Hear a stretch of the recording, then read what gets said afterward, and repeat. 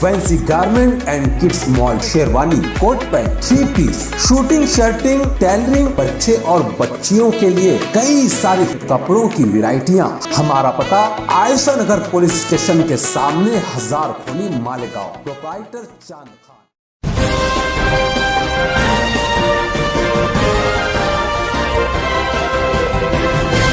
मानव समाचार, मानवता के हक में।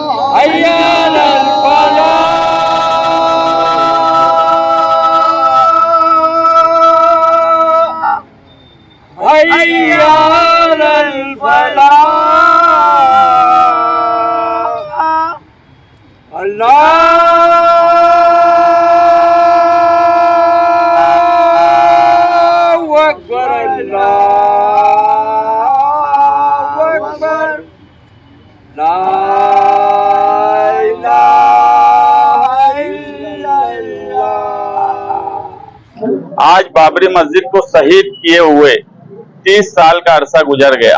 मालेगांव शहर बाबरी मस्जिद को शहीद किए और 6 दिसंबर को कभी भूल नहीं सकता। ना माजी में भूला है, ना मुस्तकबिल में भूला है। हम हर वक्त बाबरी मस्जिद बचाओ कमेटी की तरफ से बाबरी मस्जिद को शहीद करने से पहले हिंदुस्तान का वाहिद शहर था जिसने एहतजाज किया था। उसके बाद से हम हमेशा यहाँ एहतजाज करते हैं। बाबरी मस्जिद हिंदुस्तान में एक ऐसा वाकया है जो कि बाबरी मस्जिद के शहीद से पहले हिंदुस्तान और बाबरी मस्जिद के शहीद के बाद का हिंदुस्तान तारीख में इस तरह जगह दी जाती है। कुछ लोग अब कहते हैं, मुझे बड़ा ताज्जुब होता है जब अपने ही कुछ लोग ये कहते हैं कि अब क्या फायदा कोई बात करने का। प्रशासन के कुछ ऑफिसरान कहते हैं कि अब क्या तुम्हारा मतलब आता कुछ करने का। वो ये बात भूल जाते कि इस मुल्क में 6 दिसंबर 1992 को सिर्फ बाबरी मस्जिद का सवाल नहीं था। उस वक्त कानून की धज्जियां उड़ाई गई। कानून को बालाए ताक रखकर और जिस तरह सरपसंदों ने विश्व हिंदू परिषद के और दूसरे तंजीमों ने, बजरंग दल, आरएसएस, जिस तरह से बाबरी मस्जिद को शहीद किया, पूरी दुनिया ने उस बात को देखा, कैमरे ने देखा, पूरे दुनिया ने, पूरे हिंदुस्तान ने देखा कि बाबरी मस्जिद को शहीद किया गया। वो तरीका कार गलत था, कानून के खिलाफ था, कानून का मजाक उड़ाया गया और इस तरह का नंगा नाच कानून और सरकारों के सामने किया गया जिसे हम कभी भूल नहीं सकते। जो लोग ये कहते हैं कि अब मंदिर बन रहा है, कोर्ट का फैसला हो गया है, इसलिए अब तुम्हारा अजान देने का या एहतजाज करने का क्या मतलब है। कुछ फैसले अगर दुनिया की कोर्ट में नहीं होते हैं तो कभी कभी फैसले अल्लाह की अदालत में भी किए जाते हैं, और अब हमें पूरा भरोसा है कि अल्लाह की अदालत में भी बाबरी मस्जिद का फैसला होगा। क्योंकि ये फैसला जो हुआ था, कोर्ट के फैसले पे हम खुश ही होंगे या उसे मान ही लेंगे, ये बात बराबर नहीं है। कोर्ट अगर फैसला, जो मिल्कियत का झगड़ा था, बाबरी मस्जिद का मिल्कियत के झगड़े को आस्था की बुनियाद पर अगर फैसला करेंगे तो वो कानून के खिलाफ फैसला है, कानून की तरह हम नहीं मानते। अगर मेजॉरिटी की अपनी आस्था है तो माइनॉरिटी की भी अपनी आस्था है, और हम तो आज भी बोलते हैं कि फैसला अदालतों में आस्था की बुनियाद पे कभी नहीं होना चाहिए, ना हमारी आस्था की बुनियाद पे हो, ना किसी और मजहब की आस्था की बुनियाद पर हो। सुप्रीम कोर्ट ने ये भी बात मानी कि 6 दिसंबर 1992 को जो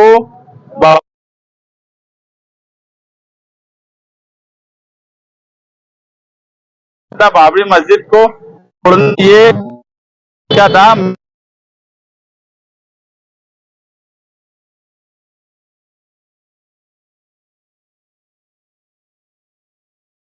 इन सबको बाइज्जत बरी कर दिया।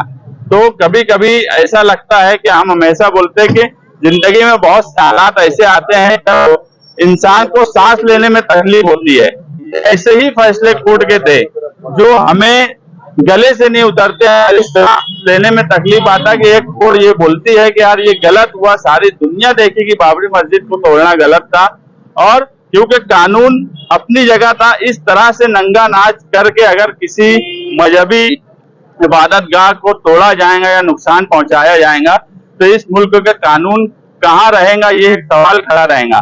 आज जो लोग ये बोलते हैं कि अब क्या मतलब है, अगर तुम अपनी नस्लों को 6 दिसंबर 1992 को इस मुल्क में क्या हुआ था, ये वही 6 दिसंबर है जिस दिन कानून बनाने वाले डॉक्टर भीमराव अंबेडकर की बरसी, और उसी दिन को जानबूझ के विश्व हिंदू परिषद के लोगों ने चुना कि जिस दिन कानून बना उसी दिन कानून की धज्जियां उड़ा दी गई।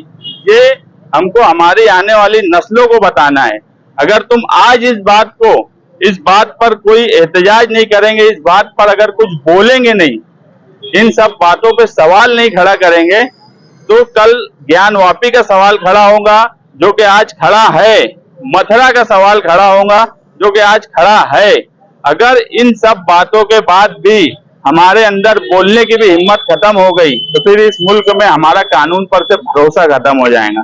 हम कानून पे भरोसा करते हैं मगर कोर्ट के फैसले को हम सही नहीं मानते, वो हमारे गले से नहीं उतरता कि इस तरह से फैसले कैसे हो सकते हैं जिसको पूरी दुनिया ने देखा। हम यही चाहेंगे कि जब कानून की धज्जियां उड़ाई गई, बाकायदा बाबरी मस्जिद को शहीद किया जा रहा था, उस वक्त की जो सरकारें थी आज उनको भी समझ में आ रहा है जिस हिंदुत्व को फरोग देने के लिए उस वक्त की सेंटर की सरकार अपना काम कर रही थी, आज वो हिंदुत्व मुल्क में किस तरह से फैल गया है और आज मुल्क के क्या हालात है। आज कानून, यहाँ तक के मीडिया, नेशनल मीडिया तक के बोलने की आजादी छीन ली गई है। हालात इतने खराब हो गए हैं कि किसी एक एंकर के लिए अगर कोई बात नहीं होती है तो पूरा चैनल खरीद लिया जाता है। ये फिरका परस्ती की इंतहा इस मुल्क में है, बोलने की आजादी पर रोक लगाने जैसा है। ये सारे मामलात अगर आज के आप हालात सियासी और समाजी देखेंगे, जो दूरियां पैदा की गई, तो इसकी जड़, इसकी बुनियाद 6 दिसंबर 1992 है। इसलिए हम ये मानते हैं बाबरी मस्जिद कमेटी, बचाओ कमेटी के जिम्मेदारान, कि आज जो सियासी समाजी है ये इसकी जड़ 6 दिसंबर 1992 को डाली गई थी। वो अगर हमारी आने वाली नस्लें, इस मुल्क की सेकुलर अवाम अगर ये सारी बातें भूलने लगी तो हमारे हालात और खराब होंगे। हम यही चाहते हैं इस मुल्क में भाईचारगी हो, मगर भाईचारगी का मतलब ये नहीं कि एक भाई को बिल्कुल दबा दिया जाए और एक भाई खड़ा रहे। भाईचारगी का मतलब ये है कि दोनों भाई बराबर से खड़े रहें, दोनों भाइयों के साथ इंसाफ हो, और हम इसी इंसाफ के लिए अगर यहाँ की अदालत नहीं फैसला करेंगी तो अल्लाह की अदालत करेंगी। निहाल साहब ने 24 साल तक अपनी जिंदगी में काली फित अपने बाजू पे बांध के रखी, यहाँ तक कि उनका इंतकाल हुआ तो वो काली फित उनकी कब्र में, उनके बाजुओं में बांध के कफन में उनको दफनाया गया। हमें आज भी यकीन है कि निहाल साहब यहाँ जिस तरह से उस मामले में एहतजाज किए, अल्लाह की अदालत में भी इंसाफ के लिए वो बराबर रहेंगे ता कयामत। हमको भरोसा है कि मस्जिद जहाँ रहती है वहां रहती है, और हमें उम्मीद है कि निहाल साहब की यहाँ की अदालत में अगर फैसला नहीं हुआ है तो ऊपर की अदालत में फैसले के लिए वो अल्लाह के पास जरूर गुहार लगाएंगे। और हम इस मुल्क में, ये मैं पहले भी बोला कि सिर्फ एक मस्जिद का सवाल लेके नहीं खड़े हैं, हम इस मुल्क में सेकुलरिज्म, कानून, संविधान, ये सब का सवाल है और इन सब सवालों को हम भूलना नहीं चाहते। इसलिए 6 दिसंबर को एहतजाज करना भी जरूरी है। 6 दिसंबर को हमारी बात भी बोलना जरूरी है। जो लोग ये कहते हैं कि अब क्या फायदा, वो गलत बात करते हैं, वो गलती पर हैं। अगर आज तुम बोलना बंद करेंगे तो कल तुम्हारे सामने दूसरे कई सवाल जो आज खड़े हैं इसके अलावा भी खड़े हो सकते हैं। खामोश एहतजाज का मकसद क्या है? खामोश एहतजाज का मकसद ये था कि अब हमारे शहर में भी एहतजाज तो दूर की बात है, बोलने के लिए भी हमको बहुत सख्ती की जाती है, मना की जाती है। इसलिए 2 मिनट का मौन व्रत रखे कि हमको फ्रीडम ऑफ स्पीच है, कम से कम हमको बोलने की आजादी तो दो। हमको अगर कोई एहतजाज है तो वो करने की आजादी तो दो। अगर ये सब भी हमारा बंद कर दिया जाएगा तो हमें बांध के रख दो फिर। इसलिए 2 मिनट का मौन एहतजाज हमने किया कि हमें बोलने की और एहतजाज करने की आजादी हमको गांधी से मिली है। और इस शहर में गांधी और अंबेडकर को हम मानते हैं। हमने सियासत में या इस मुल्क में हमने लीडरशिप अगर पसंद की तो गांधी की पसंद की, अंबेडकर की पसंद की। हमने कोई मजहब की बुनियाद पे कोई मुस्लिम लीडर का नाम हम कभी नहीं लेते। मुस्लिम लीडरान भी बहुत से रहे, मौलाना अब्दुल कलाम आजाद भी, मगर जिस विचारधारा पे हम चलते हैं वो गांधी की और अंबेडकर की है। जो बार बार पार्टी के गांधी की बात कर रहे और उनका आर्थिक के लोगों ने शहीद कर दिया। आज वहाँ पर इस्लाम मस्जिद में शामिल हो रही है। अगर हमारे इस्लाम मजहब से एक मतलब है जहाँ पर मस्जिद बन गई क़यामत तक दुनिया रहेगी जब तक वो मस्जिद रहेगी।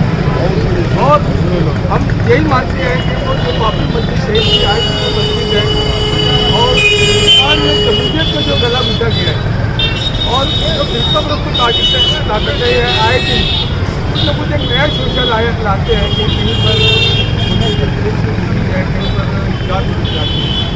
तो हमारा एहतजाज का मकसद यही है कि हिंदुस्तान में जो फिरका परस्त ताकतें हैं जो अलग अलग पैर बसाने का काम कर रहे हैं, जो इस मुल्क में अनारकी रहे और लोग परेशान जैसे चाहते हैं, तो हम हमारा एहतजाज करके हम सरकार को ये बताना चाहते हैं कि अगर अमन सुकून से रहेंगे तो हमारा देश तरक्की करेगा और हमारा देश तरक्की करेगा तो सब सुखी रहेंगे। सरकार जो फिरका परस्तों की सरकार है तो इस बात को ध्यान रखे कि हर एक के साथ इंसाफ करें और हर एक के मजहब को उसकी आज़ादी देंगे, ना अपना सिविल कोड लगाए, ना किसी मस्जिद मदरसे में मस्जिदों में वो कब्जा करने की बात करे। ये सरकार से हमारी यही अपील है कि हर एक के साथ हर धर्म के साथ अच्छा सलूक करे, उनको रहने की आज़ादी देवे, उनको मजहबी आज़ादी देवे। यही आज हमारा मकसद है।